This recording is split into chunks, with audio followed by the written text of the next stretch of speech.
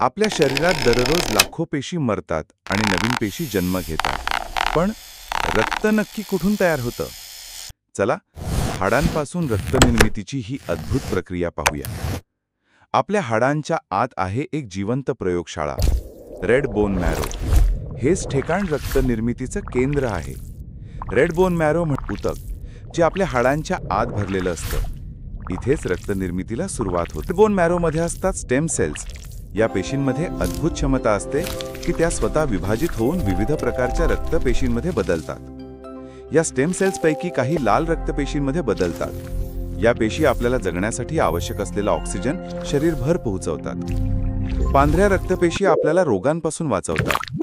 त्या शरीरातील जंतू आणि विषाणूंवर हल्ला करतात आणि आपली रोगप्रतिकारक शक्ती मजबूत करतात. थ्रॉम्बोसाइट्स म्हणजे प्लेटलेट्स रक्तस्राव थांबवण्यासाठी महत्त्वाची भूमिका बजावतात. जखम झाल्यास ते रक्ताच्या गाठी तयार करतात. या पेशी तयार झाल्यावर रक्तवाहिन्यांमध्ये प्रवेश करतात आणि शरीराच्या प्रत्येक कोपऱ्यात पोहोचतात. लोहतत्व, व्हिटॅमिन B12, फोलिक ॲसिड आणि किडनीतून स्रवणारा एरिथ्रोपोएटिन हे हॉर्मोन या प्रक्रियेला मदत करतात. ही संपूर्ण प्रक्रिया, ज्याला हेमोपोयासिस म्हणतात, आपल्या शरीराला जिवंत ठेवते. रक्त तुमच्या हाडांतून जीवन उगम पावतं.